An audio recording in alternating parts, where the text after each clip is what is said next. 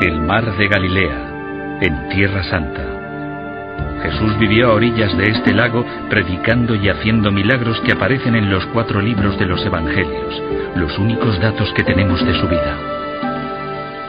Pero, ¿podemos creer lo que leemos en esos libros?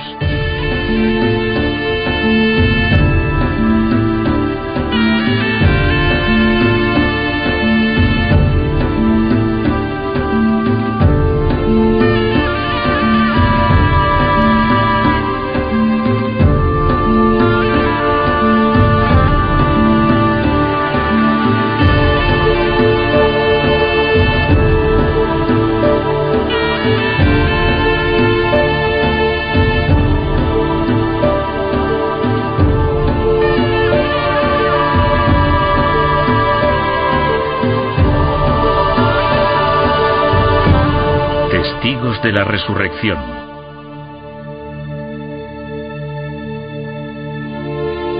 Hasta hace muy poco, dábamos por sentado que los evangelios se escribieron mucho tiempo después de que muriera Jesús, que eran historias transmitidas de generación en generación, en el mejor de los casos, una colección de recuerdos distantes. Pero las nuevas pruebas descubiertas en esta biblioteca de la Universidad de Oxford podrían cambiar esto. Desde el hallazgo de los manuscritos del Mar Muerto, no ha habido otro descubrimiento potencialmente tan importante para la investigación bíblica. En la Nochebuena de 1994, el londinense The Times hizo pública la historia de El papiro de Jesús. Hablaba de la extraordinaria afirmación del profesor Carsten Tiede de que 3 fragmentos del Evangelio de San Mateo proporcionaban pruebas de que los Evangelios fueron escritos y leídos por personas que habían visto a Cristo resucitado con sus propios ojos. El hombre que dio a conocer la historia fue Matthew d'Ancona, actual viceeditor del Sunday Telegraph. La primera vez que oyó hablar del papiro de Jesús, trabajaba en el Times londinense. Mi primera sensación respecto a la historia fue que obviamente tenía algo de extraordinario. En Oxford había un fragmento de papiro, 3 pedacitos diminutos del Evangelio de San Mateo, eso lo sabíamos. Y había un estudioso alemán, al que yo no conocía, que afirmaba que eran increíblemente tempranos, quizá incluso del año 60 después de Cristo, lo que incluso para alguien como yo, que no sabía mucho del tema, parecía una afirmación asombrosa. Hasta ahora, la única prueba física de cuándo se escribieron los Evangelios era un pequeño fragmento del Evangelio de San Juan. Se había datado en el año 125 después de Cristo. Casi 100 años después de su muerte. Cualquiera que hubiera sido testigo de los trascendentales acontecimientos de su vida ya habría muerto. Según Tiede, el papiro de Jesús ofrece nuevas pruebas físicas de que los evangelios se escribieron mucho antes, basándose en relatos oculares, lo que proporciona la primera relación entre los evangelios escritos y la propia vida de Cristo. Contemplar estos 3 fragmentos diminutos, que juntos no ocupan más que una tarjeta de crédito, no impresiona mucho. Están escritos por ambas caras desde el capítulo 26 del Evangelio según Mateo. En total, son 6 frases en griego.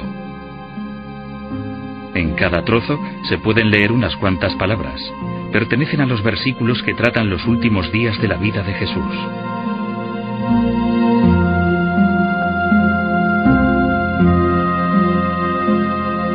Uno de ellos describe cómo lo unge María Magdalena cuando dice: se le acercó una mujer que llevaba un frasco de alabastro lleno de un perfume muy caro y lo derramó por su cabeza.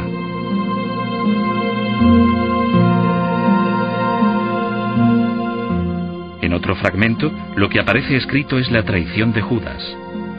El hombre llamado Judas Iscariote fue a ver al sumo sacerdote y le dijo: ¿qué estás dispuesto a darme si os lo entrego? Y la última cena, en la que Jesús comunica a sus discípulos que uno de ellos lo entregará diciendo: el que ha mojado conmigo la mano en el plato, ese me entregará. El Hijo del Hombre ha de recorrer el camino que dicen las Escrituras. Sabíamos que iba a ser una gran historia, pero desconocíamos su magnitud. Nada más publicar la historia hubo una extraordinaria respuesta en todo el mundo. La recogieron los periódicos y emisoras de radio y televisión de muchos países, desde la India hasta Italia. Cuando volví a mi mesa el día después de que se publicara la historia, estaba cubierta de faxes y mensajes de teléfono de gente que quería saber más.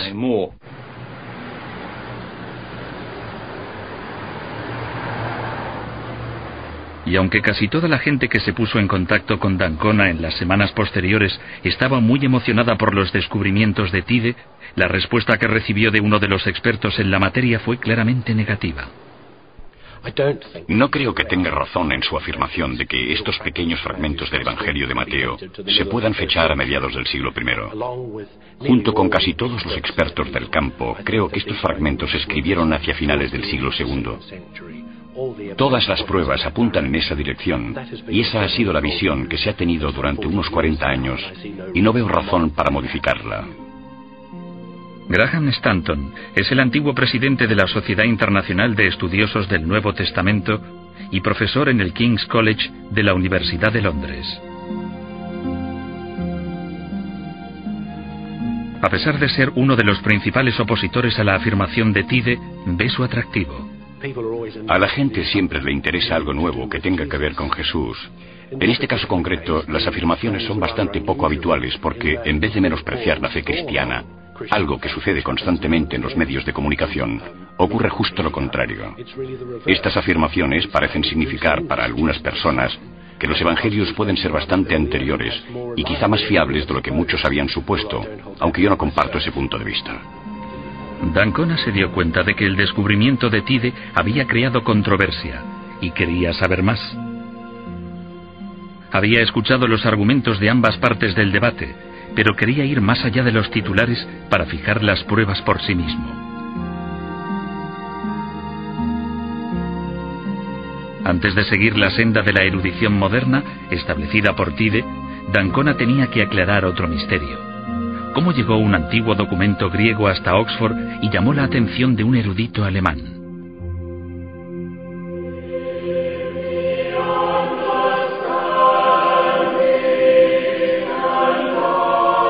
La capilla del Magdalen College en Oxford es un tributo a las glorias de los evangelios. Aquí se ven fácilmente las tradiciones musicales, artísticas y culturales que han inspirado. Los evangelios se encuentran entre los libros más importantes que se han escrito jamás. Son nada menos que la base de la civilización occidental. Fue en la biblioteca de este college donde Carsten Tyde vio por primera vez el papiro de Jesús.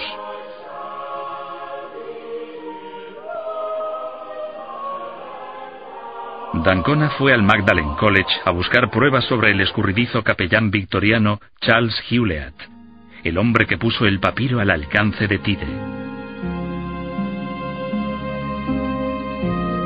Sus pesquisas iniciales sobre Charles Hewlett desvelaron muy poco, pero descubrió que Hewlett estudiaba a los clásicos aquí, en el Magdalen College. Esta fotografía se tomó cuando era estudiante, entre 1882 y 1886. Estudió muchos documentos antiguos, como los evangelios en su original griego. Este conocimiento le permitiría años más tarde reconocer que los diminutos fragmentos del papiro de Jesús eran versículos del Evangelio de Mateo. Tras graduarse, Hewlett se trasladó aquí, al Wycliffe Hall de Oxford, para formarse como pastor. En Wycliffe recibió una educación evangélica. Los evangélicos creían que lo escrito en los evangelios era verdad literalmente y en cada detalle. Hewlett se graduó en Wycliffe con una sólida fe en las enseñanzas de los evangélicos y un deseo de difundir la buena nueva de los evangelios.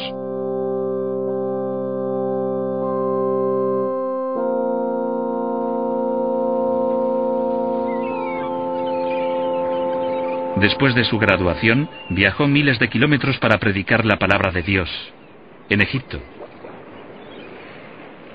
En aquella época, el viaje duraba 2 semanas. Primero atravesó el Canal de la Mancha para pasar a la Europa continental y luego viajó en tren hasta Brindisi, Italia.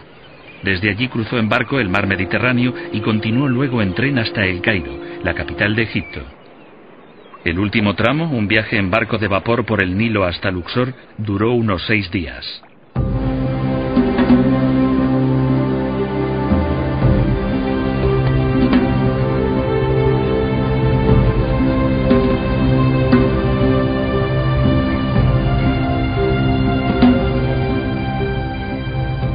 D'Ancona repitió el viaje del capellán a Luxor con la esperanza de que allí encontraría más pistas sobre los orígenes del papiro.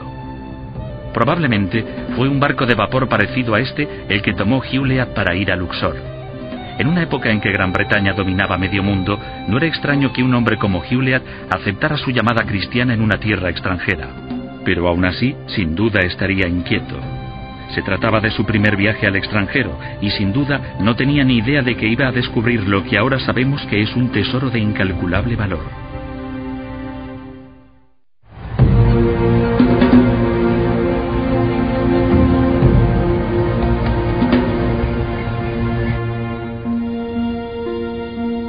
Matthew D'Ancona estaba sobre la pista de Charles Hewlett, el hombre que descubrió el papiro de Jesús. Tras graduarse en Oxford, Hewlett viajó hasta Luxor para atender las necesidades religiosas de los turistas occidentales. Muchos debieron de tener esta guía para anticipar ilusionados sus primeros atisbos de los recién excavados templos y tumbas. Al fin y al cabo, se trataba del principio de la era del turismo de masas. El empresario Thomas Cook estaba abriendo Egipto a los viajeros de todo el mundo. Por primera vez, Cook ofrecía a los victorianos corrientes la emoción de viajar a lugares exóticos del extranjero. La mayor parte venía a hacerse fotografías en los grandes templos, pirámides y otros monumentos antiguos que bordean el Nilo. Era un buen negocio. En 1898, Egipto acogió a 50.000 visitantes.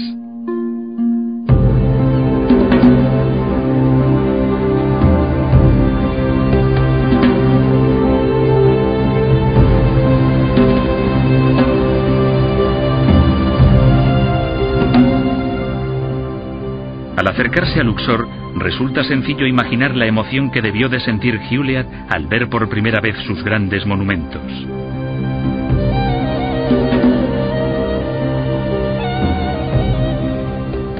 La sensación repentina de que su largo viaje a través de un continente hasta el norte de África había merecido la pena.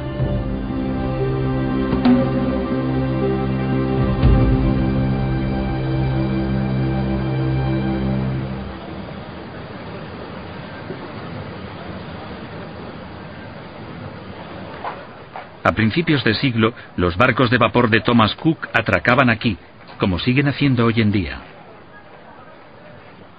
A la mayoría de estos turistas los llevaban al Luxor Hotel, construido también por Cook, y uno de los pocos hoteles de Luxor en aquella época.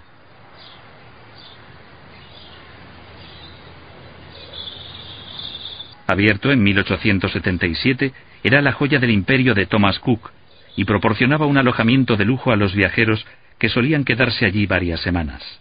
Para contribuir a velar por su bienestar espiritual, Thomas Cook designó a Charles Hewlett capellán del hotel. Hola, no sé si podrá ayudarme. Me llamo Matthew D'Ancona, soy de Londres. Estoy intentando averiguar algo sobre un hombre llamado Charles Hewlett que vivió en el hotel en la década de 1890. ¿Le dice algo el nombre? ¿Sabe algo de él? El gerente actual no puede ayudar a D'Ancona en su búsqueda de alguna pista de Hewlett. ¿Puedo echar un vistazo rápido? Sí. Muchas gracias. De nada. Pero en el vestíbulo hay pruebas de la edad de oro del hotel, cuando además de turistas, Luxor estaba lleno de exploradores y arqueólogos. Hay un retrato de Howard Carter, el hombre que descubrió la tumba de Tutankamón en 1922. Desde este hotel anunció su descubrimiento mundialmente famoso.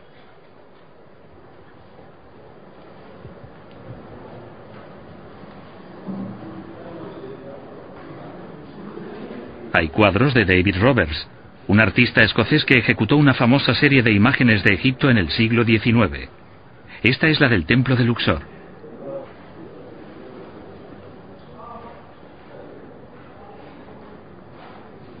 La pared del fondo está cubierta de páginas de las guías Thomas Cook de Egipto del siglo XIX. Incluyen información sobre el Luxor Hotel, un lujoso refugio en el que los ricos pasaban sus vacaciones a gusto.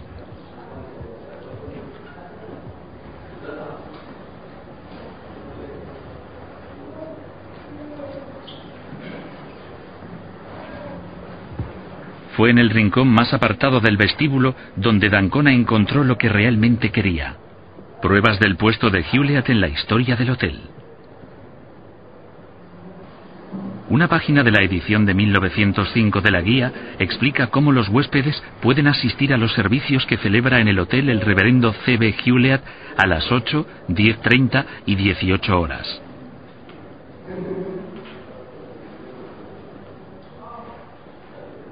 En otra página, la guía menciona el papel de Hewlett en el hospital de la zona para los autóctonos, donde también es capellán.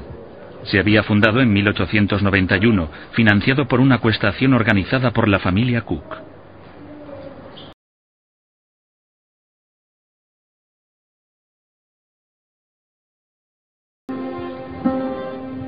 Parece que Hewlett fue feliz aquí. En una de las pocas cartas que dejó escribió: cualquier informe detallado de la obra de invierno consistía principalmente en un relato de la amabilidad de todos aquellos con los que tuve contacto. La presencia de un capellán residente durante el invierno en Luxor, según dijo, se había extendido entre los viajeros del Nilo, de modo que, en muchos casos, cambian sus planes para poder estar en Luxor para el domingo, tanto al ir como al volver.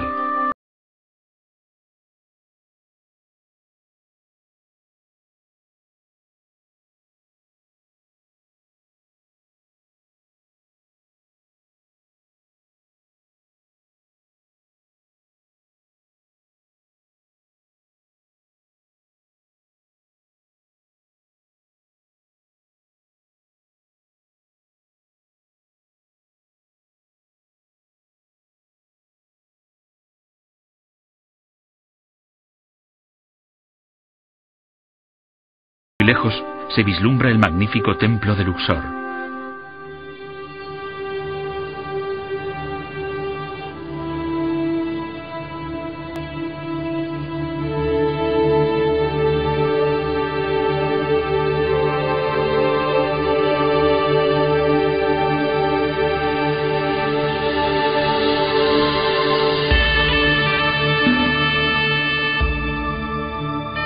La construcción de este poderoso templo la inició el faraón Amenofis III 1400 años antes de que naciera Jesús. Era un santuario adecuado para la gloria de los tres antiguos dioses egipcios: Amón, dios de la fertilidad; su esposa Mut, señora del cielo; y su hijo, el dios de la luna, Khonsu.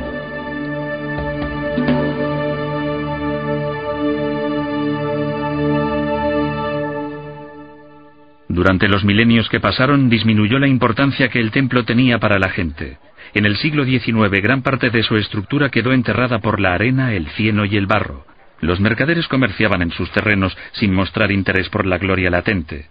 Cuando comenzaron a llegar los turistas victorianos, se estaba excavando y se le devolvió su antiguo esplendor.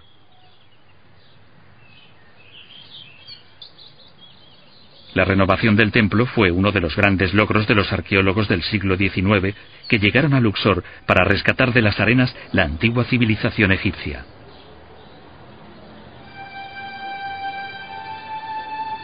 Gracias a su trabajo, los visitantes pueden ver hoy las magníficas estatuas del faraón Ramsés II en todo su esplendor, vigilando la entrada al templo.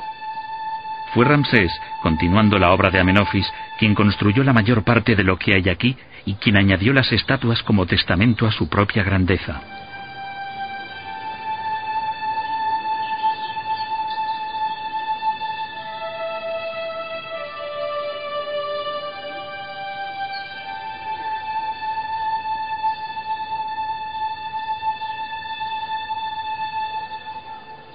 Los hermosos relieves, conservados por la arena durante miles de años, honran a los dioses a quienes está dedicado este templo.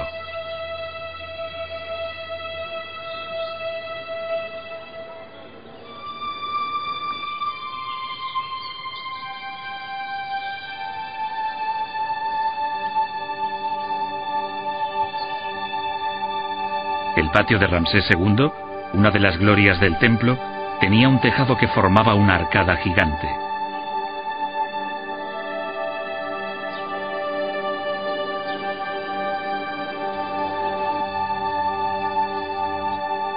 La investigación de Ancona le reveló que el templo era uno de los lugares favoritos de Hewlett.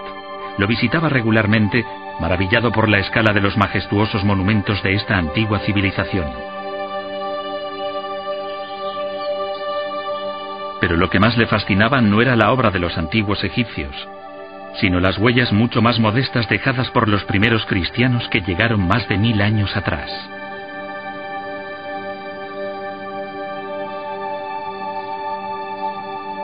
Lo último que uno esperaría encontrar en un antiguo monumento egipcio sería una cruz cristiana. Pero en un rincón poco visitado del templo hay una pista de la fascinación de Hewlett por Luxor. Egipto fue uno de los primeros lugares del mundo de los que se apoderó el cristianismo, y en el siglo IV los cristianos egipcios consagraron algunas partes del templo de Luxor.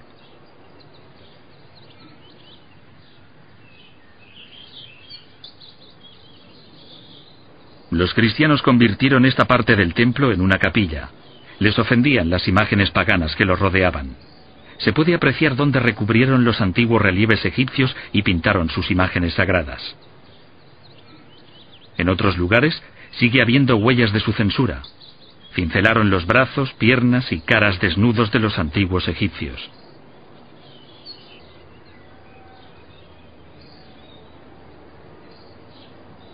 Tallaron sus propios símbolos en las superficies vacías, en las columnas y en las paredes, por considerarlos una decoración más apropiada para el templo.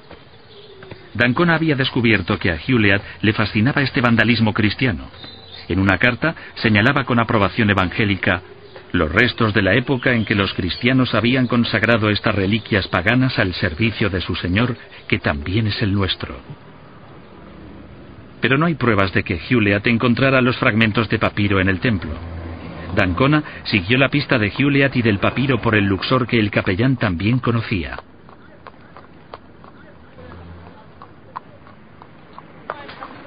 Viajó con un carro tirado por un caballo, igual que lo habría hecho Hewlett en aquella época. Al pasar junto a la cara oeste del templo, magnífico a la luz de media tarde, D'Ancona descubrió que solo hay un paseo hasta el hospital en el que Hewlett trabajaba de capellán. Aunque sigue abierto actualmente, iba a costar encontrar alguna prueba del trabajo de Hewlett.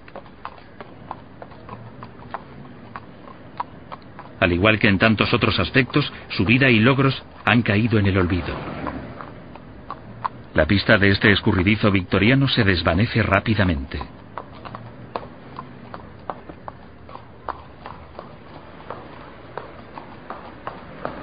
Pero fue en algún lugar de Luxor donde encontró los frágiles fragmentos del papiro de Jesús. D'Ancona tendría que investigar más antes de poder relacionar el papiro con Hewlett y esta ciudad.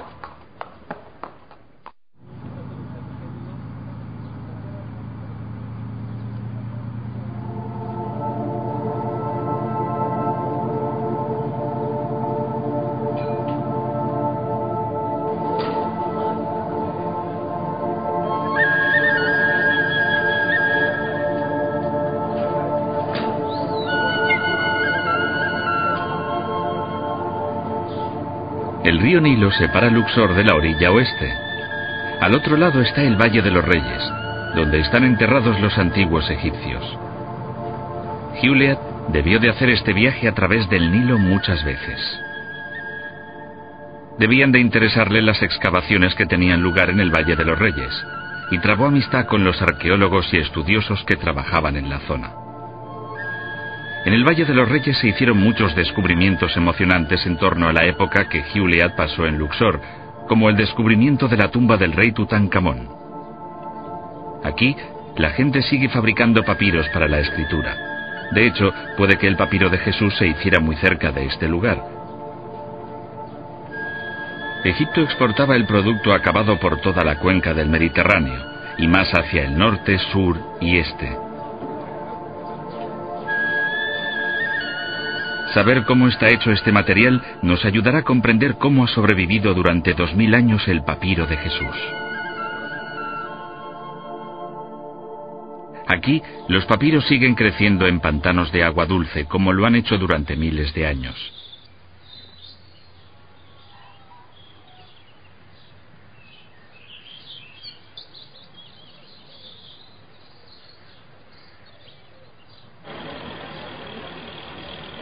Estos trabajadores utilizan los mismos métodos que los de la época en que se escribió el papiro de Jesús.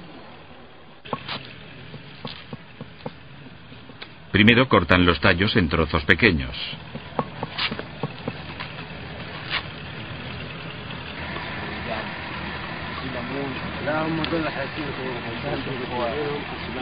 Luego lo rebanan con cuidado en tiras estrechas.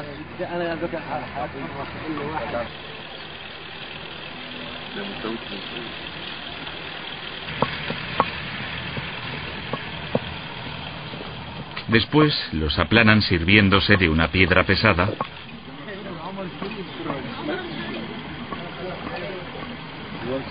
y los colocan en agua durante un par de días para ablandar las fibras. Los trabajadores toman las tiras flexibles y las disponen entrecruzadas. De esta forma se secarán para formar el papel.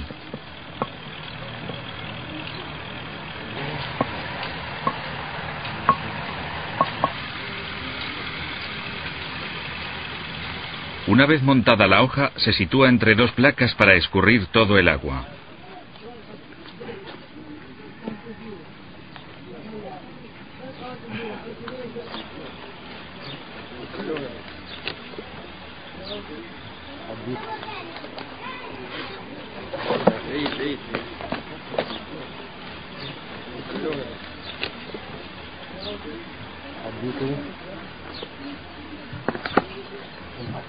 Se coloca una piedra pesada encima para acelerar los procesos de secado y alisamiento. Se deja el papiro al sol un par de días para eliminar la última humedad.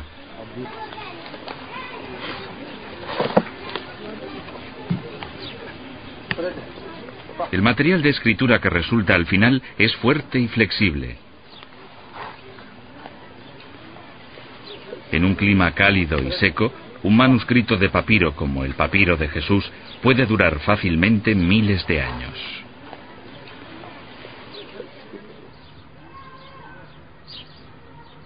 Los escribas que escribieron los fragmentos que encontró Hewlett pudieron emplear una caña para dar forma a las diminutas letras del papiro. En ocasiones, los papiros también se decoraban utilizando pigmentos brillantes, igual que hacen en la actualidad estos artesanos, recreando los espectaculares dibujos y símbolos de la antigua civilización egipcia.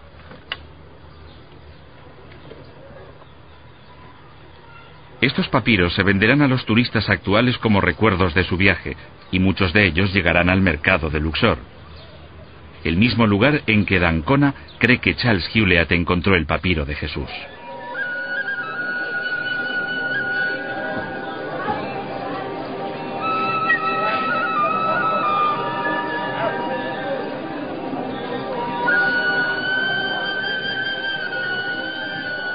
Es probable que Hewlett viniera aquí a menudo en busca de artilugios antiguos.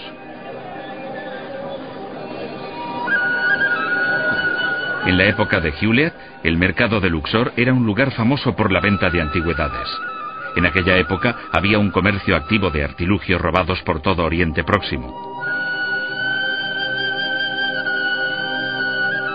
La comunicación y el intercambio de productos entre las diversas avanzadillas del antiguo Imperio Romano se remontan a hace más de 2000 años. La educación clásica de Hewlett pudo enseñárselo, así que al llegar al mercado pudo haber estado buscando no solo antigüedades egipcias, sino también artilugios griegos y cristianos. Era una oportunidad muy buena para alguien que sabía que lo que buscaba podía traer consigo algo especial. En la actualidad, el mercado viene a ser igual que entonces, pero solo se pueden comprar papiros de recuerdo en los bazares y tiendas de antigüedades de la ciudad. Es imposible conseguir lo auténtico. Incluso con lo poco que sabemos de Hewlett, no cuesta imaginar su emoción la primera vez que viera los fragmentos de papiro. Debían de estar en un puesto del mercado muy parecido a este. Hewlett debió de reconocer inmediatamente los breves pasajes de sus amados evangelios. ¿Cuál es el papiro más antiguo que tienes? Aquí tengo unos 75 papiros. ¿No sería posible encontrar algo de unos 1000 años de antigüedad? No, ¿Dónde podría conseguir algo tan antiguo? eso se encuentra en las tumbas. ¿En Luxor no hay sitios en los que se puedan comprar ahora? No, nunca te encuentras ese tipo de cosas a la venta en las tiendas. Eso se encuentra en el templo, en las tumbas. Al igual que hoy, pudo hacer trueque al menor precio posible, intentando esconder su creciente entusiasmo. Quiero comprar este. Vale, 50. No, 10. Le haré un descuento si quiere y se lo dejo por un precio de 50. 10. Si quiere comprar alguno más... No, solo este y nos vamos. Vale, se lo doy porque es la primera vez que viene a Egipto y quiero conocerle. Vale, muy bien. Y le haré el 50% como muestra de hospitalidad. Vale, aquí tiene. Muchas gracias. Muy bien, deme la mano.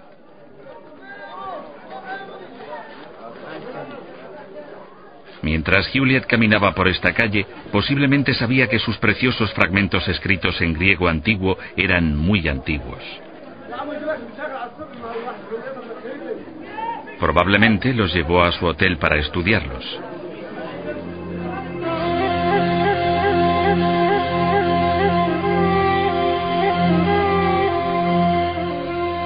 El examen de Juliet le llevó a creer que los fragmentos eran del siglo III. Evidentemente, tenía la sensación de que había descubierto algo espectacular y estaba ansioso por confirmarlo. Empaquetó el papiro y lo envió a su antiguo college de Oxford. Pero estaba muy lejos de casa y quedó muy decepcionado por el modo en que los estudiosos de Oxford trataron su precioso hallazgo.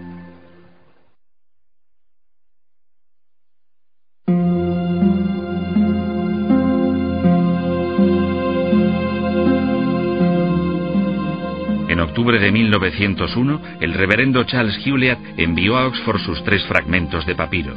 Esperaba que allí estuvieran tan emocionados como, sin duda, lo estaba él por el descubrimiento. Este es el sobre en el que los mandó. Mateo 26 se refiere a los versículos del Evangelio escrito en el papiro de Jesús. Pero también escribió en el sobre, encontrados un año después, pero evidentemente de la misma hoja. Esto sugiere que Juliet ya había enviado otros fragmentos del mismo papiro. Por desgracia, no hay rastro de ellos en la actualidad. Nunca sabremos qué antiguos misterios podrían haber resuelto estos papiros perdidos. Juliet esperó ansioso un acuse de recibo de su precioso papiro de Jesús por parte del Magdalen, pero no llegó. Así que escribió al bibliotecario del college: espero que los fragmentos de papiro hayan llegado bien. Mi madre los mandó por correo certificado el 11 o 12 de octubre. Sin embargo, no sabemos nada de su llegada. La carta de Juliet es el único documento que certifica el descubrimiento del papiro de Jesús, que ahora es el fragmento del Nuevo Testamento sobre el que más se habla en el mundo. Lo que nadie se molestó en decir a Juliet fue que su papiro había sido enviado a este hombre, Arthur Hunt. Hunt era uno de los principales expertos en la conservación y datación de papiros antiguos. Hunt se había ganado su reputación con su trabajo sobre un enorme hallazgo de papiros en Oxirrinco, en el desierto egipcio. Los papiros se descubrieron conservados bajo la arena en un antiguo vertedero fuera de la ciudad. Contenían cientos de listas, cartas y poemas. Hasta la fecha, se trata de la mayor colección de papiros antiguos que se ha encontrado. Según Hunt, los fragmentos de libros, como el papiro de Jesús, no se podían fechar antes de finales del siglo III o principios del siglo IV. Así que no sorprende que, cuando contestó al college, diera al papiro de Jesús una fecha de finales del siglo IV, cientos de años después de la muerte de Cristo. No advirtió nada excepcional en los fragmentos.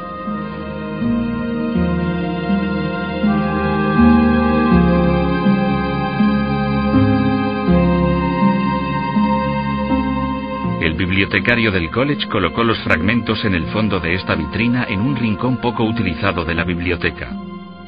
Permanecieron allí durante casi 100 años.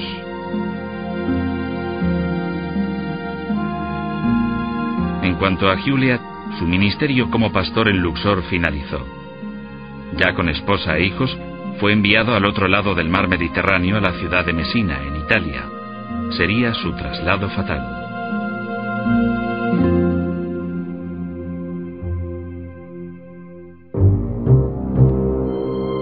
El 28 de diciembre de 1908, Mesina quedó devastada por el terremoto más destructivo que ha afectado jamás al mundo occidental. En solo 25 segundos, 150.000 hombres, mujeres y niños murieron mientras dormían. El 98% de los edificios de Mesina quedó destruido. Charles Juliet se encontraba entre los muertos. Su esposa y 4 hijos perecieron con él entre los escombros. El 6 de enero de 1909, el Times londinense informó de que, después de una larga búsqueda, los cuerpos del capellán británico Charles Juliet y su familia habían aparecido sepultados entre los restos de su casa. Juliet murió sin conocer la importancia del tesoro que había encontrado. Todas sus posesiones quedaron destruidas. Nunca sabremos si tuvo otros fragmentos de los papiros del Nuevo Testamento o no. Tras su trágica muerte, se erigió en el exterior del Hotel Luxor una placa de bronce para conmemorar sus años allí como capellán evangelista. La placa pasa prácticamente desapercibida a la gente que se aloja en el hotel en la actualidad. Esto no habría sorprendido a Juliet, que se consideraba a sí mismo un fracaso. En una carta a su esposa Caroline escribió: «He fracasado en todo». Mucho menos fracasado se habría sentido de haber conocido la naturaleza de su descubrimiento. Un papiro que podía probar que los evangelios eran un relato ocular de la vida de Jesús. Como cristiano evangelista, tal descubrimiento habría probado todo aquello en lo que creía. Pero pasaría casi un siglo antes de que este hombre, Carsten Tide, un reconocido papirólogo y estudioso del Nuevo Testamento, desvelara la magnitud del hallazgo de Juliet. En 1994, Tide se encontraba visitando a la familia de su esposa cerca de Oxford y aprovechó la oportunidad para examinar los 3 fragmentos de papiro de la biblioteca del Magdalen College. Había leído los informes de papirólogos anteriores y había visto copias de los fragmentos, pero esta era su primera oportunidad de ver los originales. Tenía pocas expectativas de que pudieran desvelar nada asombroso, pero cuando Tide contempló el papiro de Jesús, supo que era algo especial. D'Ancona concertó un encuentro con Tide en Oxford. Necesitaba hablar con él y verle trabajar antes de continuar con su investigación. ¿Qué fue lo que pensó la primera vez que los vio? La primera vez que vi el papiro original, tras haber estudiado fotocopias y fotografías, me quedé sorprendido y tuve una cierta sensación de emoción, porque había una nota al lado que decía aproximadamente 300 después de Cristo. Pero esto era demasiado tarde y se veía al observar el original que las fotografías daban lugar a error y que la gente no había visto ciertos detalles en el papiro, detalles de caligrafía. Así que fue una reacción instintiva de que debía de ser más antiguo. Volví a mirar y a estudiar material para contrastarlo y descubrir su auténtica antigüedad, pero la sensación de emoción estaba allí inicialmente. La experiencia de Tide le decía que aquellos fragmentos de los evangelios podían ser los más antiguos que se hubieran encontrado, fragmentos de un manuscrito tan antiguo que podían haberlo escrito personas que hubieran vivido con Cristo y hubieran visto los dramáticos acontecimientos de su vida con sus propios ojos. Los hallazgos de Tide tienen unas implicaciones muy importantes. Si está en lo cierto, ello cambiaría nuestra forma de leer e interpretar los evangelios. También proporciona pruebas materiales de la vida de Cristo, tanto a creyentes como a no creyentes. Su emoción era comprensible. La importancia del período de los testigos era crucial para las implicaciones de sus hallazgos. Los evangelios no se pudieron escribir antes de la muerte de Cristo en el año 30 de nuestra era. Como los 4 evangelios cuentan la historia de la crucifixión, debieron de escribirse en algún tiempo después de la muerte de Jesús. De las personas que habían sido testigos de la vida de Jesús y pudieron haber escrito lo que vieron, se dice que vivieron durante el período de los testigos. Por lo general, se considera que el período de los testigos termina en torno al año 70 después de Cristo. Este fue el año en que se destruyó el templo de Jerusalén y se dispersó la comunidad cristiana. Este período es crucial para el argumento de Tide. Cuanto más pudiera acercar Tide la fecha del papiro de Jesús a la fecha del período de los testigos, más significativos serían sus hallazgos. Antes de que Tide comenzara a trabajar en la datación del papiro, se puso a descifrar cada letra y cada marca para ver si el papiro de Jesús desvelaba una nueva lectura del Evangelio de San Mateo. Para el papirólogo y estudioso del Nuevo Testamento, una nueva interpretación de los Evangelios basada en antiguos manuscritos es por lo menos tan importante como una basada en una nueva datación. Dado que muchas de las letras del papiro estaban dañadas, para descifrarlo con precisión era necesario algo más que conocimientos de griego y buena vista.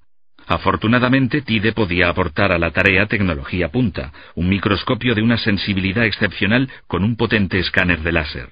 Este microscopio puede diferenciar 20 capas diferentes de manuscrito de papiro y medir la altura y profundidad de la tinta en la hoja de papiro. El ordenador utiliza esta información para construir una imagen tridimensional e individual de cada letra o marca de tinta.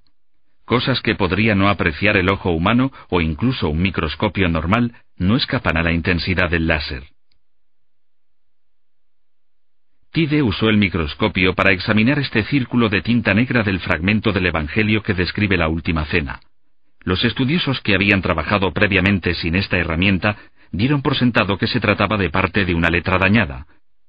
El microscopio escaneó el papiro con su láser. El ordenador calculó entonces la profundidad de la tinta en el cuestionado círculo negro y lo comparó con la profundidad de la tinta de una letra no dañada.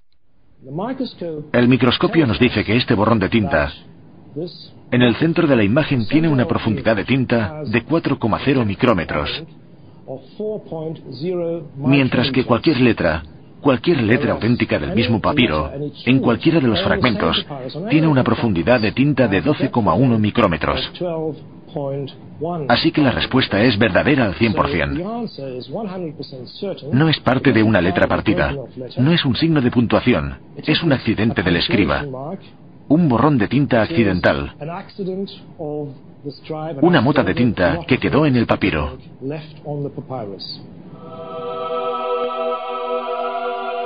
Los estudiosos creían que la mota de tinta era o bien un signo de puntuación o bien una letra dañada, pero la investigación de Tide demuestra que en realidad no se trata más que de un borrón accidental de tinta que dejó el escriba en el papiro.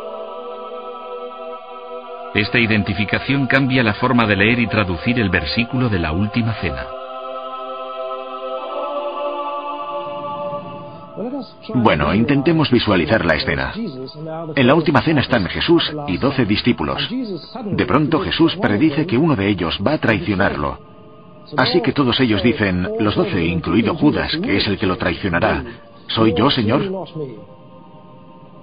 Antes creíamos que los discípulos hablaron uno tras otro después de que Jesús hiciera esa dramática predicción de que uno de ellos lo traicionaría. Eso suena un poco extraño. Uno no espera que 12 hombres respondan uno tras otro en una situación tan dramática. Bien, el papiro de Jesús nos dice que en realidad estaban hablando al mismo tiempo, todos a la vez, en aquella situación tan dramática y emocionante. El papiro de Jesús nos proporciona una nueva descripción de lo que sucedió realmente en la Última Cena, mucho más convincente que las de las Biblias de uso más extendido en la actualidad. Así que con la nueva lectura, que es en realidad la lectura más antigua posible, volvemos a la escena histórica, a los testigos que lo vieron, informaron de ello e hicieron que quedara escrito. Por desgracia, el escáner láser del microscopio no puede desvelar una fecha precisa para los fragmentos. La datación por radiocarbono tampoco sirve para fechar el papiro de Jesús por diversas razones. En primer lugar, los fragmentos son demasiado pequeños. En segundo lugar, la prueba fecharía el material, pero no la escritura. Y por último, la fecha resultante de usar este método tiene un margen de precisión de 50 años. Para conseguir una fecha exacta para el papiro, las técnicas de comparación siguen siendo las más válidas. Por esto, Tide tendría que acudir a lo antiguo en lugar de a lo moderno. Cuando se quiere fechar un papiro, hay que emplear varios métodos y enfoques.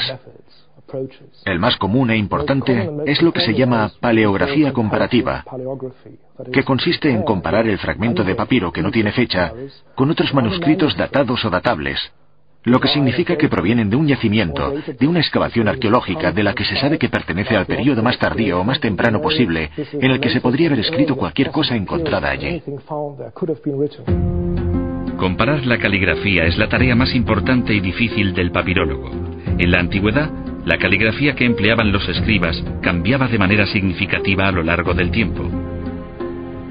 La caligrafía del siglo I después de Cristo tiene un aspecto muy diferente a la de 100 años antes. Del mismo modo que la caligrafía de la época de Giulead es claramente diferente a la nuestra. Así que cuando se tiene un papiro sin fecha, hay que compararlo con documentos de un estilo caligráfico similar cuyas fechas sí se conozcan. Hay que encontrar otro manuscrito cuyo estilo coincida con el que se intenta fechar y estar seguro de una fecha. Hay que hacer esto con varios textos diferentes. En los archivos, bibliotecas y museos de todo el mundo se pueden encontrar papiros comparables, manuscritos comparables, pero lo que hay que hacer es volver a las fuentes donde se escribieron o fueron descubiertos por los arqueólogos la mayor parte de los papiros importantes, los que necesitamos para nuestro trabajo. Y en nuestro caso, ese sitio es Israel, Tierra Santa, con el Qumran, con los manuscritos del Mar Muerto, con algunos de los wadis de Hana al-Heber e incluso de la fortaleza de Mesada. En todos estos lugares se encontraron fragmentos de pergamino, cuero, papiro e incluso pedazos de cerámica, tiestos, llamados ostraca. Y todos ellos pertenecían a un periodo datado o datable para que pudiéramos usarlos. Debemos ir allí y mirarlos, mirar incluso en los lugares en los que se encontraron. Para descubrir por qué usted cree que el papiro es tan antiguo como dice, ¿tengo que ir a Tierra Santa? Nuestra tarea de detectives nos lleva al lugar o lugares donde ocurrió todo, donde vivieron los testigos, donde transmitieron los relatos de lo que habían visto, donde se escribieron, guardaron y descubrieron los manuscritos supervivientes más antiguos, algunos de los cuales necesitamos para nuestro trabajo. Así que había llegado la hora de que Matthew d'Ancona siguiera los pasos de Tide. Primero en Nahal Heber.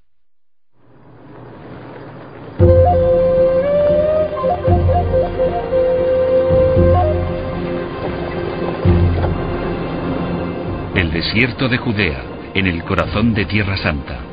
Aquí es donde Tide comenzó su búsqueda de manuscritos para compararlos con el papiro de Jesús.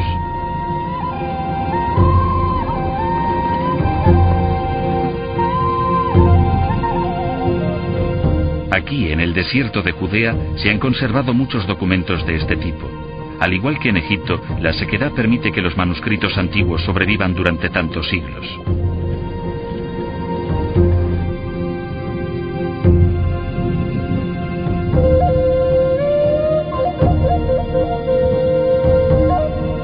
Se trata de un lugar aislado y peligroso para los que no conocen la zona. El guardia de la zona, David Menninger, es el guía de d'Ancona.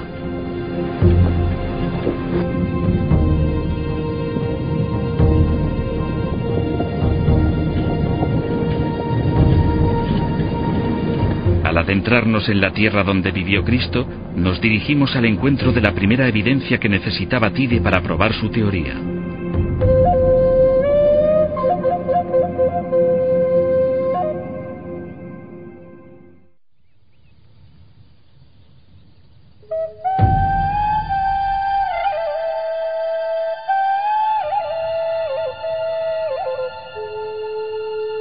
El paisaje es inhóspito pero hermoso, un lugar eterno con una historia sobrecogedora.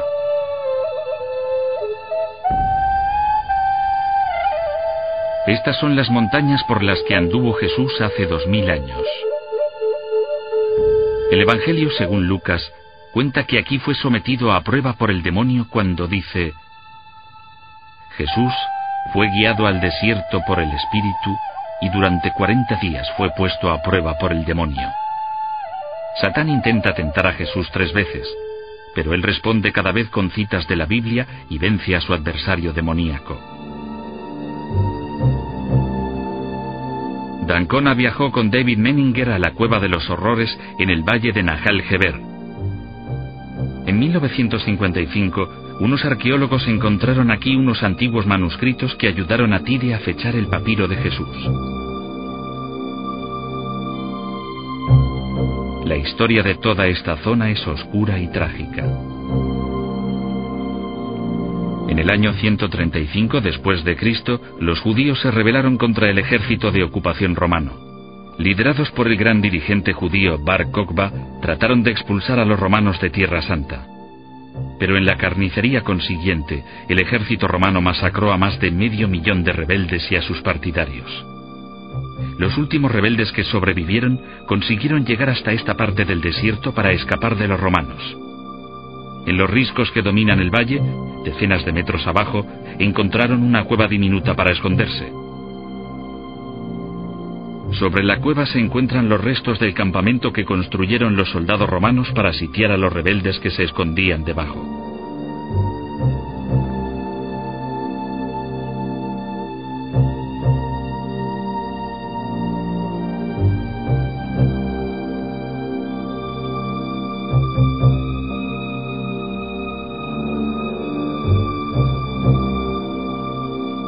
Los rebeldes permanecieron en la cueva durante varios meses. No es extraño que los romanos ganaran esta despiadada guerra de desgaste.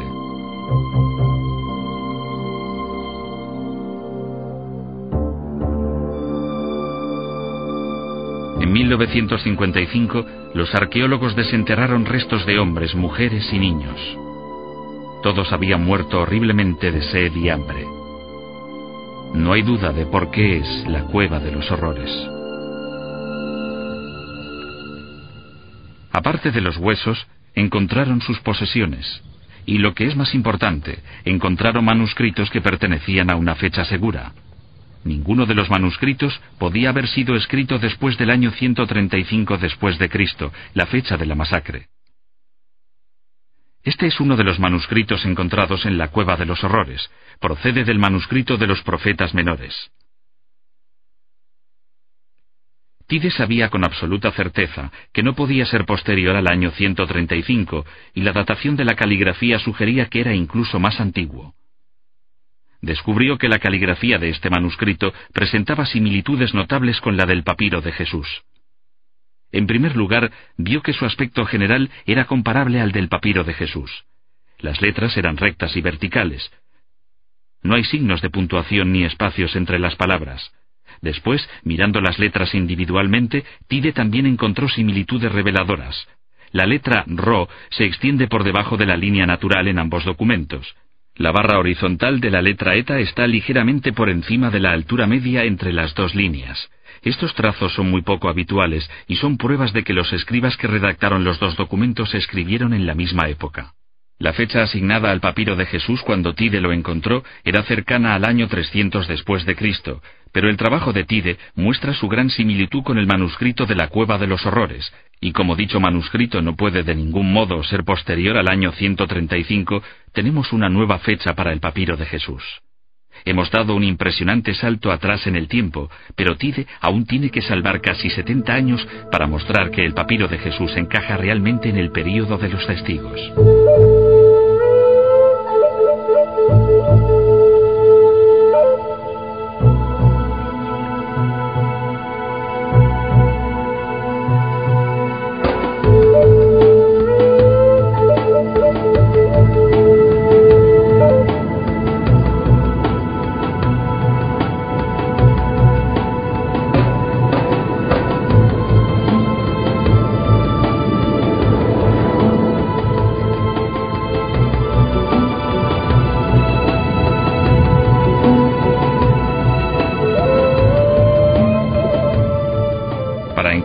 La siguiente prueba, D'Ancona siguió la pista de Tide a través del desierto desde Nahal Heber hasta la enorme fortaleza de Masada, otra escena de gran crueldad.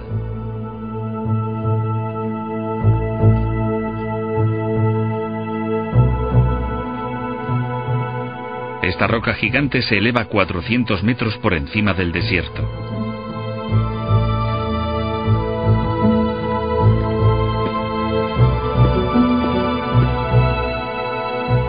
La fortaleza la construyó el rey romano Herodes en el año 40 a.C. para protegerse de Cleopatra, la reina de Egipto. Pero en el año 66 después de Cristo, los nacionalistas judíos, conocidos como celotes, arrebataron Masada a los romanos. La toma de la fortaleza formó parte de una serie de intentos por expulsar al ejército romano de Tierra Santa.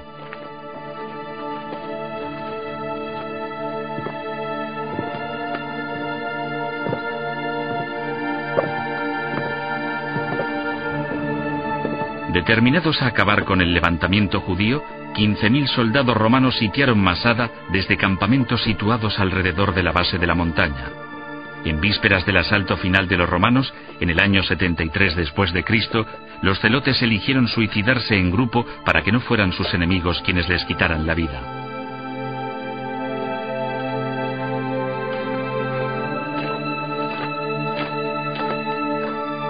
Cuando los romanos se abrieron paso, descubrieron que, de las 900 personas que se habían refugiado aquí, solo habían sobrevivido 2 mujeres y 5 niños.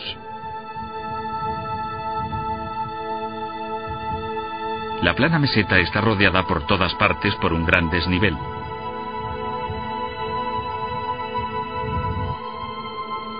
Al echar un vistazo desde aquí, se ve fácilmente por qué Masada era una fortaleza natural tan buena. El Mar Muerto está a la derecha, y en aquella época puede que quedara mucho más cerca del pie de la fortaleza.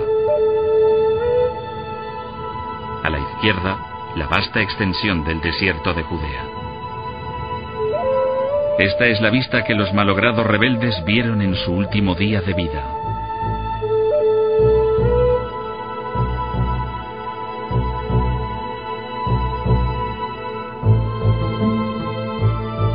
Sabemos que los rebeldes murieron en el año 73 después de Cristo, menos de 50 años después de la muerte de Cristo.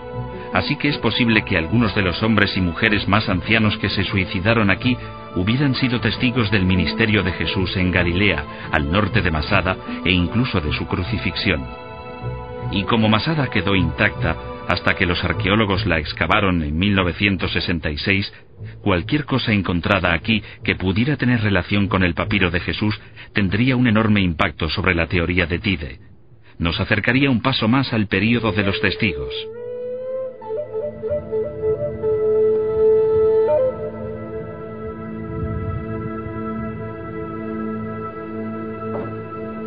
De hecho, los arqueólogos descubrieron una pista crucial en la sinagoga más antigua encontrada en el mundo. En una sala anexa, en la que posiblemente se cambiaban los sacerdotes antes del servicio, los arqueólogos encontraron un pedazo de cerámica que se había conservado bajo la arena desde la destrucción de Masada.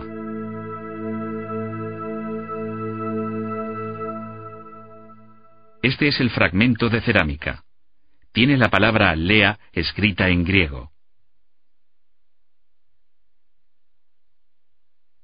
No sabemos quién era Lea, ni a qué se refiere la inscripción del fragmento, pero una vez más, lo significativo es la caligrafía.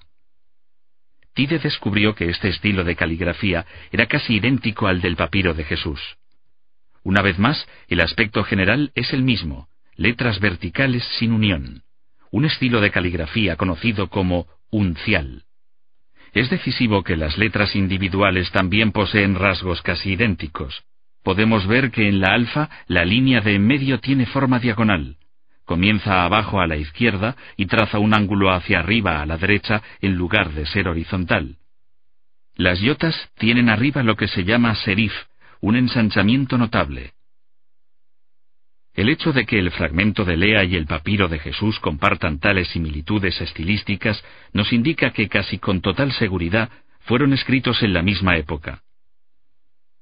El fragmento encontrado en la Cueva de los Horrores llevaba la datación del papiro de Jesús a antes del año 135 después de Cristo, pero las pruebas de Masada lo llevan aún más atrás, a antes del año 73 después de Cristo, el año en que fue destruida Masada. Así que ahora nos encontramos a tan solo unos años del período de los testigos. Para dar el siguiente paso, Tide necesitaba ver los manuscritos más famosos, los manuscritos del Mar Muerto.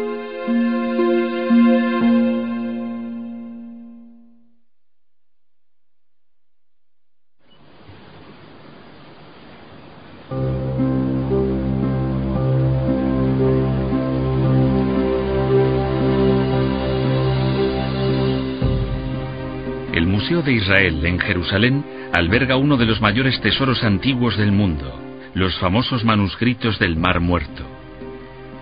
El Santuario del Libro se incorporó al museo en 1965. Se dice que el distintivo diseño se parece a las tapas encontradas en las tinajas en las que se descubrieron los manuscritos sagrados.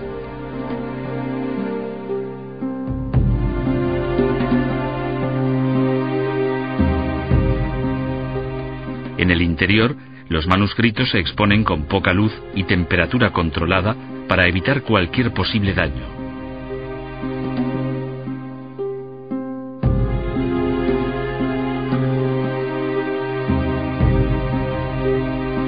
Los manuscritos fueron encontrados hace 50 años por un pastor beduino en el desierto de Judea.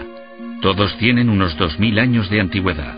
En conjunto, los 800 manuscritos nos proporcionan una visión única de la vida diaria de una antigua sociedad judía que vivía en Tierra Santa en la misma época en que Jesús comenzó su ministerio. Cuentan historias extraordinarias de la vida diaria, la legislación y las creencias de estas personas. Aunque la mayor parte de los manuscritos se encontró en fragmentos que tuvieron que unirse, algunos manuscritos de cuero aparecieron casi intactos.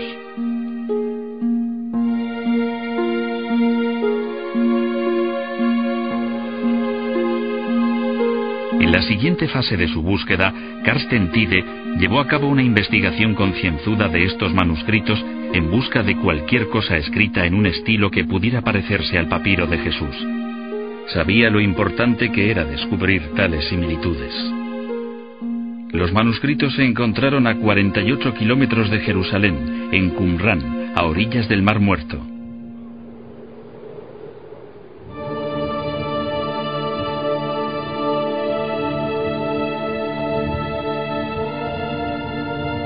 En Qumran vivía la antigua sociedad judía conocida como los esenios. En el año 152 a.C. se fueron de Jerusalén descontentos por la forma de llevar el templo. Creían que los valores religiosos se habían ido perdiendo de manera escandalosa y se retiraron al desierto para formar su propia comunidad basada en una vida sencilla de estudio y oración.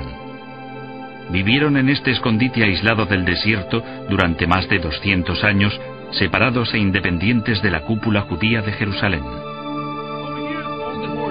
De nuevo, seguir la pista de la investigación de Tide ha llevado a Dancona al lugar de una antigua masacre. Dancona se reunió con un estudioso de Qumran, Hanan Eshel, que le mostró el lugar. Al igual que había sucedido en la Cueva de los Horrores y en Masada, los esenios iban a encontrar un final trágico a manos de los romanos. En el año 68 después de Cristo, la 10ª legión romana entró desde Jericó e hizo salir a los esenios quemando sus casas y destruyendo para siempre su forma de vida. Los esenios debieron de sentir que se acercaba el final, porque tal y como sabemos ahora, escondieron su tesoro más sagrado, los 800 manuscritos que formaban su biblioteca en las cuevas que rodeaban Qumran. El asentamiento de Qumran quedó entonces escondido por la arena durante 2000 años. Todo lo que hay aquí permaneció intacto hasta 1947, cuando un pastor beduino tropezó con los preciosos manuscritos de los esenios. Una vez más, Tide sabía que cualquier cosa encontrada aquí debía ser anterior al año 68 después de Cristo, año en que los romanos destruyeron el asentamiento. Así que, si algo de lo descubierto aquí se parecía al papiro de Jesús, proporcionaría pruebas cruciales para apoyar una datación incluso anterior. Y esta es la cueva en la que se encontró esa prueba crucial.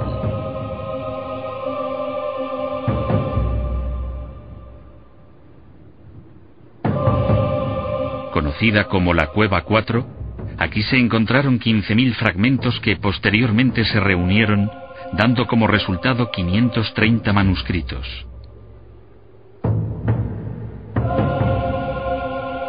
Había quien pensaba que los soldados romanos habían rajado los manuscritos con la intención de destruir para siempre la biblioteca esenia, pero, por suerte para Tide, los fragmentos sobrevivieron protegidos una vez más por la seca arena.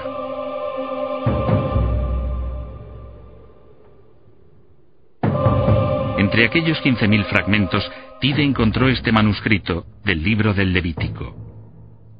Al pertenecer al Antiguo Testamento, debió de ser una parte esencial de la biblioteca esenia. El estilo caligráfico del fragmento del Levítico es casi idéntico al del papiro de Jesús, y al igual que todos los manuscritos del Mar Muerto, debe de ser anterior al año 68 después de Cristo. El aspecto general es el mismo. En ambos, las letras están dibujadas de manera uniforme y el grosor de los trazos horizontales y verticales es el mismo. Una vez más, las letras guardan, individualmente, varias similitudes. La Y supera la línea inferior en ambos fragmentos. Al igual que en la cerámica lea encontrada en Masada, la línea media de la letra alfa tiene forma diagonal en vez de horizontal. Así que el trabajo de Tide ha trasladado la fecha del papiro de Jesús más allá del año 70 después de Cristo por primera vez.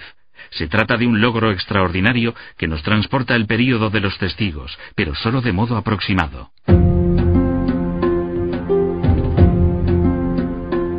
Cuanto más cerca del período de los testigos conduzca Tide el papiro de Jesús, más seguros podremos estar de que los evangelios fueron escritos por personas que conocieron a Cristo. Así que, ¿existen pruebas de que los evangelios se escribieran incluso antes? ¿Es posible mostrar que fueron escritos bien entrado el período de los testigos? Hay indicios en la geografía de Tierra Santa que sugieren una fecha anterior. Debemos viajar a Banias, el punto más al norte de Israel.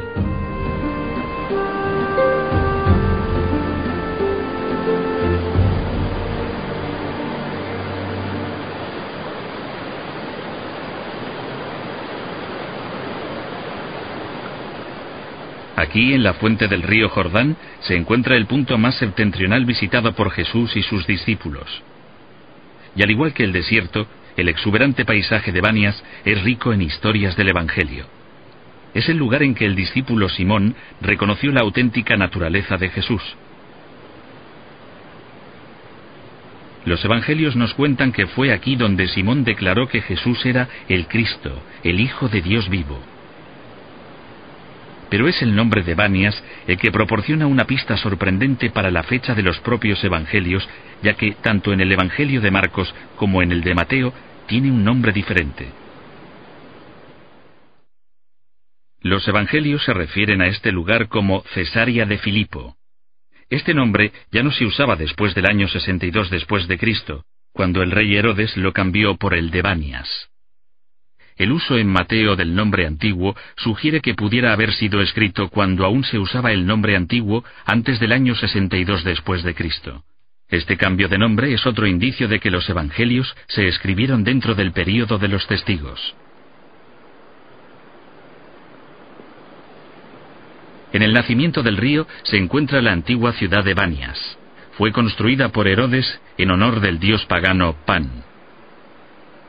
Aquí Jesús rebautizó a Simón como Pedro, después de que Simón declarara que él era el Hijo de Dios.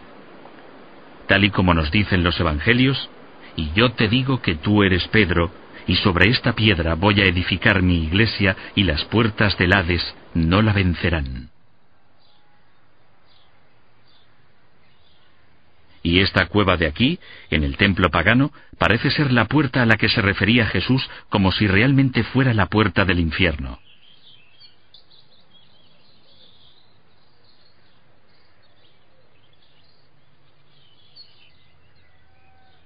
Las palabras de los evangelios parecen concordar con lo que podemos ver en la actualidad con nuestros propios ojos.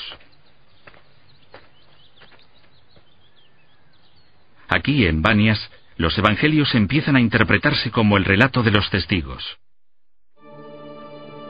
Con la intención de datar los evangelios más atrás en el tiempo, Tide regresó al desierto, a Qumrán y a los manuscritos del Mar Muerto. Aquí, en la cueva 7, que estaba derrumbada, los arqueólogos habían encontrado otro fragmento diminuto de los manuscritos que, según Tide, podía adentrarnos más en el período de los testigos. Este fragmento diminuto con letras escritas en griego no es mayor que un sello postal. La investigación de Tide ha mostrado que se trata de otro fragmento del Evangelio cristiano, esta vez del Evangelio según San Marcos, y contiene algunas palabras del capítulo 6.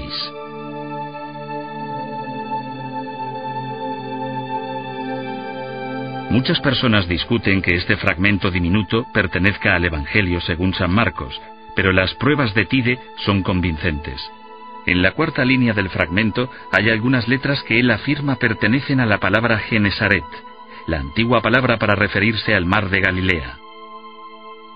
La palabra, con esta forma, no se encuentra en ningún otro pasaje de la Biblia, solo aparece en el Evangelio según San Marcos.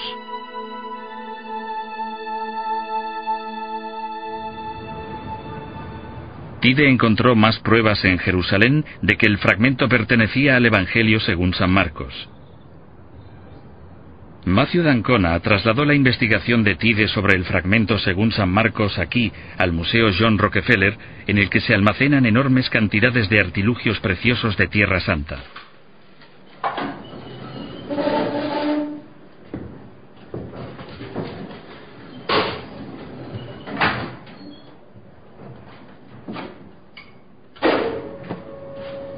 ¿Cuántos años tiene el edificio? Lo construyó en los años 30 la familia Rockefeller. Recibió el nombre de Museo Arqueológico de Palestina y hasta los años 60 yo diría que fue el principal museo arqueológico del antiguo Oriente Próximo. Joe Zayas, un celador del museo, le contó a d'Ancona cómo había ayudado a Tide a encontrar algo entre los innumerables artilugios almacenados en lo más profundo del sótano del museo. Vale, estos son los almacenes de la Autoridad en Antigüedades de Israel. Aquí tienen miles de objetos que se remontan a finales del siglo XIX. ¿Cuántos objetos tienen? Tenemos más de 75.000.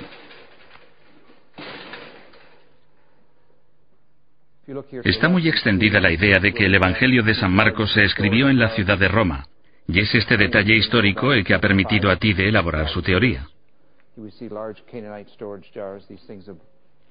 Tide había oído que se había encontrado una tinaja con la palabra Roma al lado del supuesto fragmento de San Marcos en la cueva 7 de Qumrán.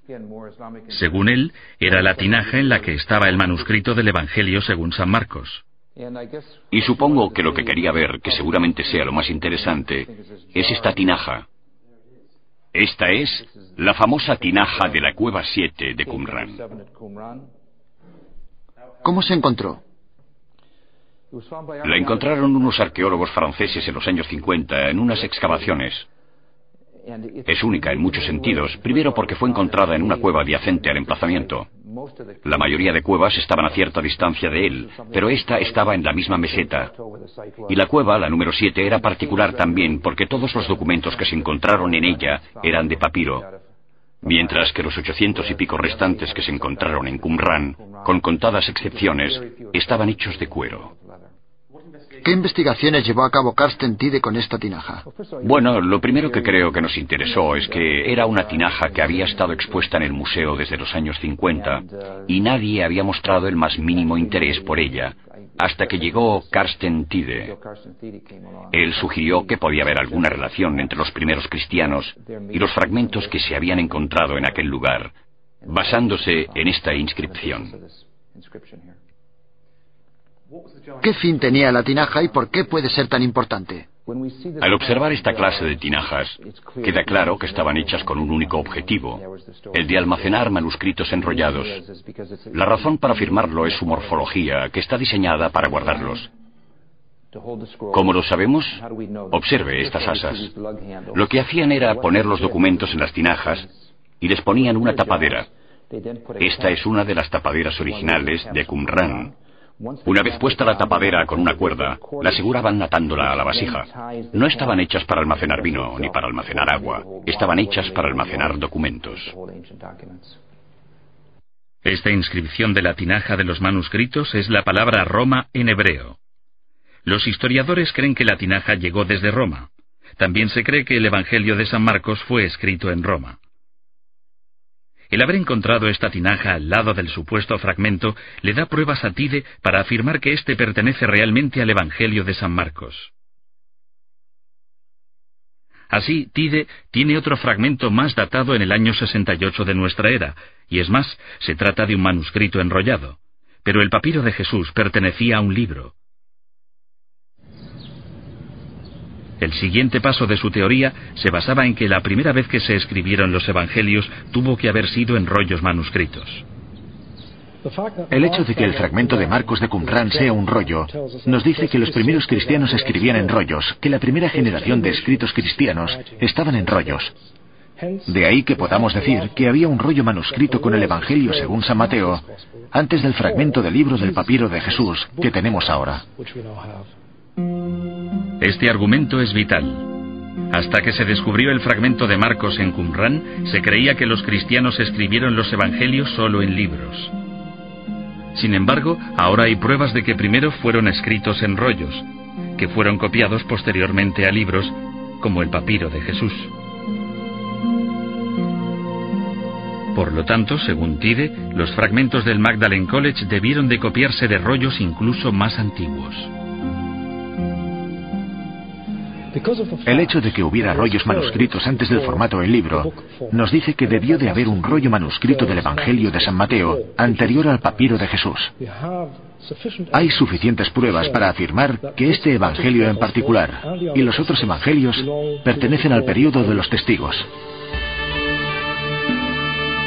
Tide ha demostrado mediante sus comparaciones con documentos de la Cueva de los Horrores, de Masada y de Qumran, que el papiro de Jesús tiene que ser anterior al año 68, aunque el descubrimiento de Qumran implica que los primeros evangelios fueron escritos en rollos. Si esto es cierto, quiere decir que debió de existir un rollo manuscrito del Evangelio de San Mateo muy anterior, perdido en la actualidad, pero del que se habría copiado el papiro de Jesús. Tide ha afirmado que los evangelios fueron escritos en los 20 años posteriores a la muerte de Jesús. Un error que han cometido muchos estudiosos, muchos lectores de los evangelios, ha sido tratar a las personas que los escribieron como estúpidos y analfabetos que se dedicaron a recoger lo que podían. Y muchas veces ni se les ha tratado como individuos, sino como comités que eran libres de inventar historias sobre Jesús, palabras o afirmaciones de Jesús, según las necesidades específicas de sus comunidades. Si retrocedemos gracias a los papiros, gracias a los manuscritos, al papiro de Jesús, al rollo manuscrito de Marcos del Qumran, volviendo al período de los testigos, esta vía de escape de la historia a la leyenda se acaba a los pies de los historiadores modernos y de los escépticos. Ahora estamos tratando una vez más, como los primeros cristianos, información histórica. ¿Quiere decir que una de las cosas que nos dice el papiro de Jesús es que debemos considerar seriamente los evangelios como fuentes históricas? El hecho de que tengamos documentos que daten del período de los testigos quiere decir que los primeros cristianos estaban intentando conservar información histórica sobre el Jesús histórico, que entrevistaron a testigos oculares. Sabían qué había pasado y podían escribir lo que creían que era verdad, que era correcto históricamente.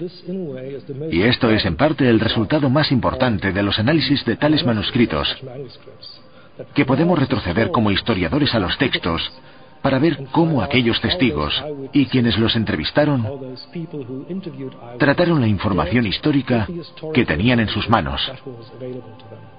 Ya no es un mito, no es una leyenda, es historia.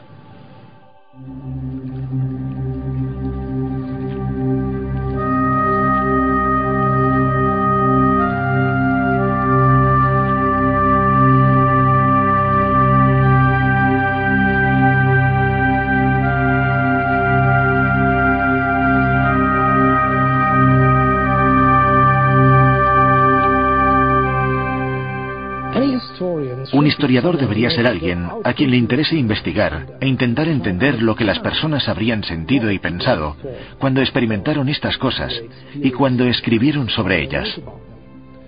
Le ayuda a uno a reconsiderar la propia actitud hacia la historia y hacia la escritura de la misma para ver dónde ocurrió y cómo se recogió en forma escrita, en documentos históricos.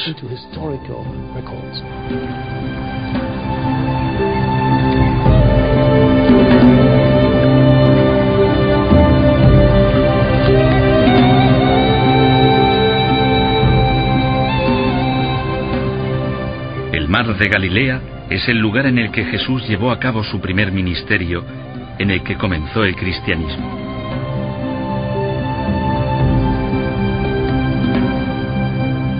Para Tide, el paisaje de esta zona es muy importante.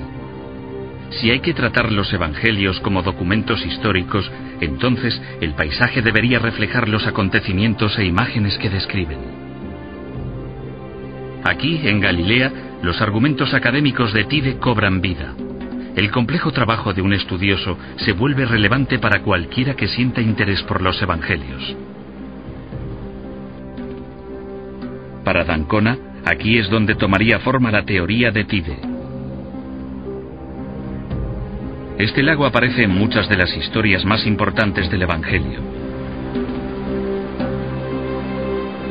Aquí es donde dicen que Jesús amainó la tormenta que amenazaba las vidas de los discípulos que cruzaban el lago en un barco. Quedaron tan atónitos que dijeron: ¿quién es este que hasta los vientos y el mar le obedecen?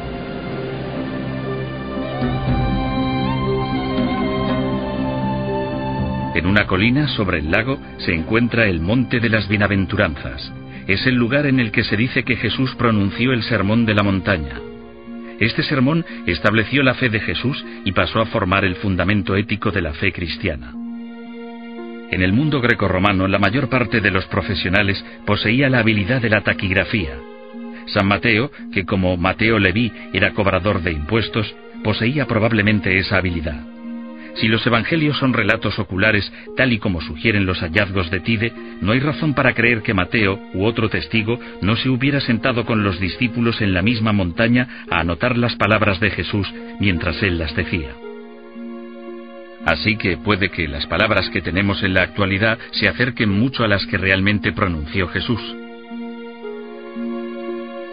Esta teoría molesta a muchos estudiosos del Nuevo Testamento que están convencidos de que este sermón es una recopilación tardía y poco fiable de frases dispersas recogidas por las comunidades cristianas. Pero los descubrimientos de Tide suponen que tengamos que tener en cuenta esta posibilidad.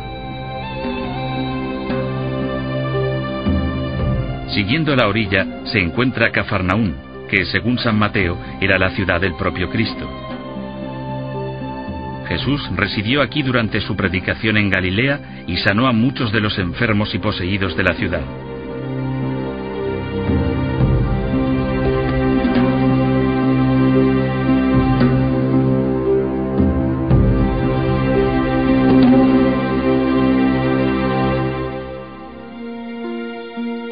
El lago está lleno de lugares que conmemoran la vida y muerte de Jesús. Estas iglesias se construyeron en el lugar donde, según la tradición, Jesús se le apareció a sus discípulos por tercera vez tras la resurrección. Los evangelios nos cuentan cómo Jesús habló a los discípulos diciendo: Dios me ha dado toda autoridad en el cielo y en la tierra.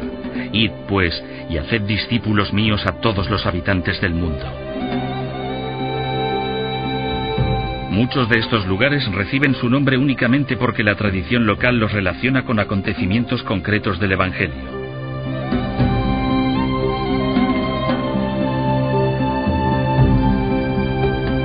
No se cuestiona la santidad de esta tierra, sino los hallazgos de Tide. Aunque Tide haya conseguido partidarios de su hipótesis, de vuelta a Londres, el profesor Graham Stanton sigue sin estar convencido. Yo no descartaría la posibilidad de que se pudiera descubrir un fragmento de los evangelios perteneciente a un período tan temprano como mediados del siglo I. No, es totalmente imposible. Creo que es muy poco probable, pero no totalmente imposible. Aunque mi discrepancia fundamental con Tide se refiere a su interpretación de las pruebas papirológicas. Las objeciones de Stanton se basan en dos puntos. En primer lugar, él cree que, al haber encontrado los fragmentos del papiro de Jesús en Egipto en el siglo XIX, la comparación de Tide debería haberse limitado solo a documentos encontrados en Egipto.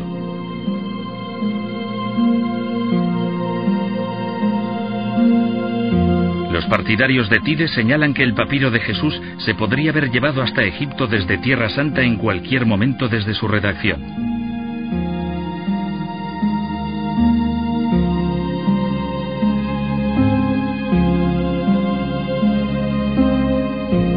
La segunda acusación de Stanton contra Tide es más grave, pero también más difícil de probar. Stanton cree que Tide ha exagerado el grado de similitud del papiro de Jesús con los documentos fechables que ha utilizado en sus pruebas. Así que, por estas dos razones diferentes, no acepto que haya atribuido una datación de mediados del siglo I a los fragmentos de Mateo de Oxford. Pero aunque el profesor Stanton aceptara los hallazgos de Tide, esto no afectaría a su visión de la exactitud de los evangelios. Si me convencieran de que los evangelios fueron relatos totalmente oculares, no creo que hubiera mucha diferencia, porque todos sabemos demasiado bien que los testigos no se ponen de acuerdo y no siempre relatan fielmente lo que han visto. No obstante, si los evangelios no son relatos oculares, ¿cómo explicamos los milagros que recogen? Al igual que a casi todos los demás estudiosos, no me suponen ningún problema las curaciones milagrosas. Jesús tenía claramente unas dotes curativas poco habituales. Sin embargo, resultan más problemáticos los llamados milagros naturales. Cuando amaina la tormenta, camina sobre las aguas y hace milagros con la comida.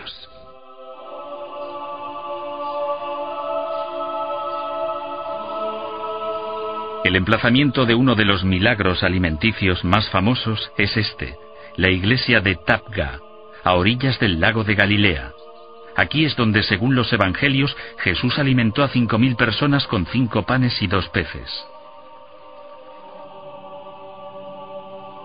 San Mateo escribe: luego tomó en sus manos los 5 panes y los 2 peces, y mirando al cielo, dio gracias a Dios, partió los panes, se los dio a los discípulos, y ellos los repartieron entre la multitud.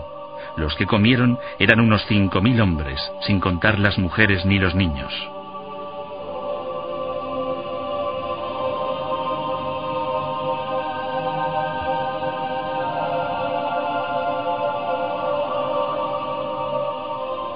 Se dice que esta es la roca en la que Jesús colocó los panes y los peces.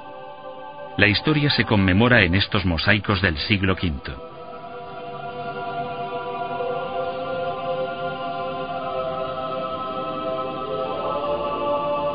Para Stanton, la historia de este milagro es simbólica y no se puede interpretar literalmente.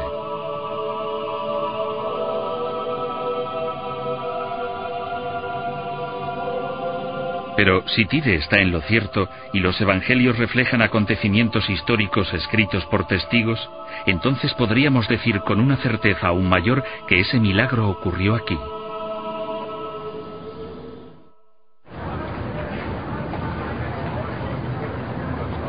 Jerusalén.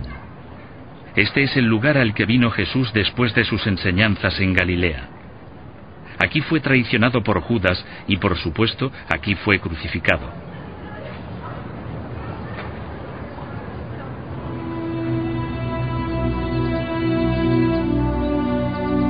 Es el final del viaje de Matthew d'Ancona.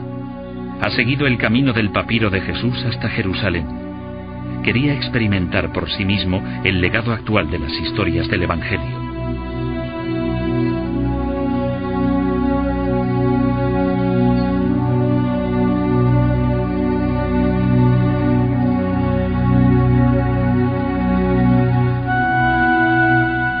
Vía Dolorosa, en la ciudad vieja de Jerusalén. Según la tradición, Jesús siguió este camino para llegar al lugar de su crucifixión.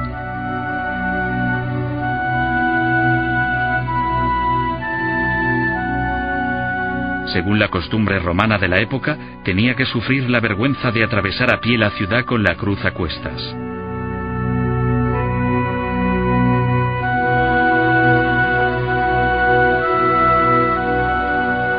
Pero muchos dudan si Jesús siguió realmente este camino, ya que, al igual que sucede con la mayoría de las historias del Evangelio, fue la fe y no las pruebas históricas lo que estimuló la religión.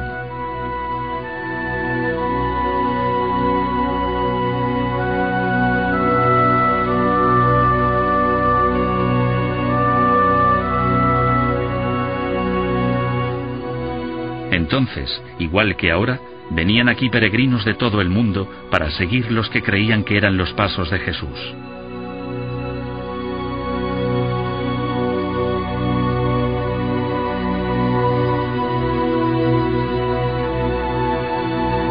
Vienen a ver las 14 estaciones del Vía Crucis, cada una de las cuales conmemora uno de los dramáticos acontecimientos del agonizante último camino de Jesús hacia la muerte. La cuarta estación marca el lugar donde se cree que María, la madre de Jesús, le habló de camino al Gólgota.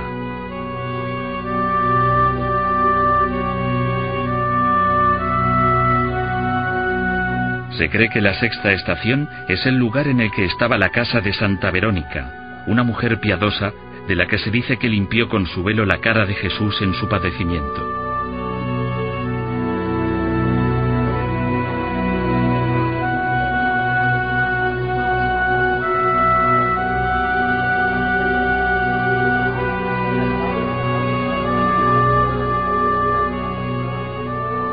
Y en la séptima estación se dice que Jesús cayó por segunda vez bajo el peso de la cruz.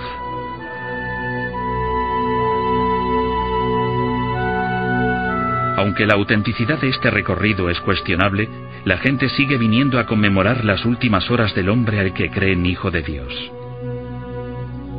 Para estas personas, la fe cuenta mucho más que las pruebas científicas.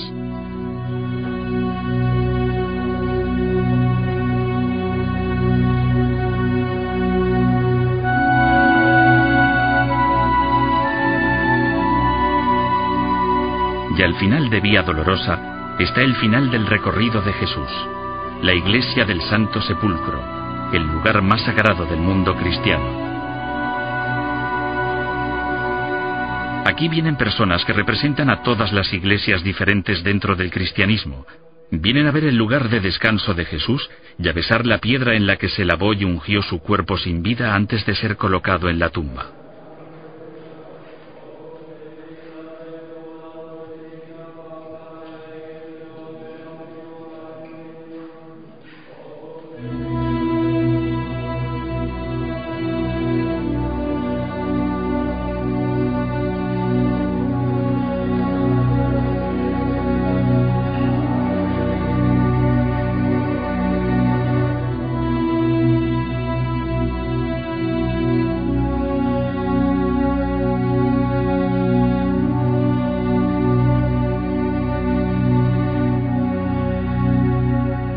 Aquí se puede ver la tumba que, según cuentan, es el lugar en el que yació el cuerpo de Cristo tras su crucifixión.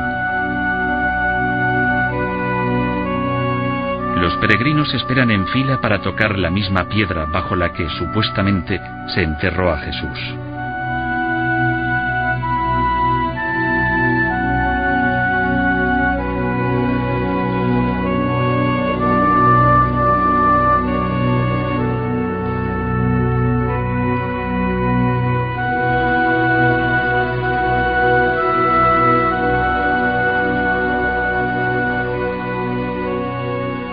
Conmueve especialmente ver, 2000 años después, el profundo sentimiento que sigue inspirando su muerte.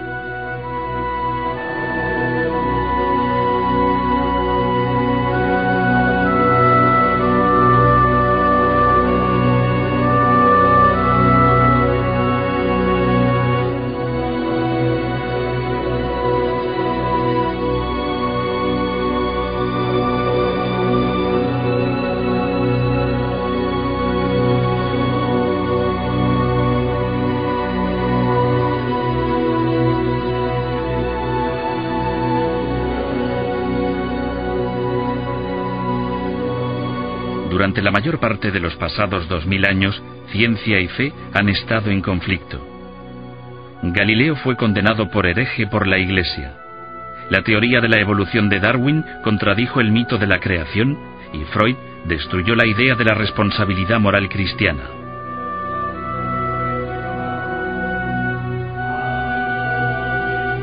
Pero en la obra de Carsten Tide, la ciencia se ha convertido en la auxiliar de la fe en vez de en su principal enemiga, fomentando la fe en vez de minarla. Los evangelios pretenden conseguir dos cosas. Quieren fortalecer la fe de sus lectores, pero no con leyendas, no con historias entretenidas, bonitas o divertidas, y ni siquiera con fragmentos tristes sobre la pasión del Señor, sino con hechos históricos. Así que los hechos históricos por un lado y el fortalecimiento de la fe de los creyentes por el otro lado no es una contradicción. Es sin duda algo que ya hicieron otros historiadores de la antigüedad. Siempre hubo un mensaje, siempre hubo una tendencia, algo que la gente quería transmitir. En el caso de los evangelios, se trata del mensaje del Jesús histórico, que es también el Cristo de la fe. Dos caras de la misma moneda. Aún así, ningún científico puede decir que los evangelios sean verdad literalmente en cada una de sus palabras. Solo pueden formarse un juicio sobre si son auténticos. Y si se puede mostrar que los evangelios son más auténticos de lo que hasta ahora han creído los estudiosos, entonces el Jesús de la historia y el Cristo de la fe se convierten en uno solo. Casi 100 años después de que el capellán Charles Hewlett encontrara el papiro de Jesús, se ha descubierto la magnitud de su importancia. La historia y los evangelios se nos presentan ahora bañados por la nueva luz del entendimiento.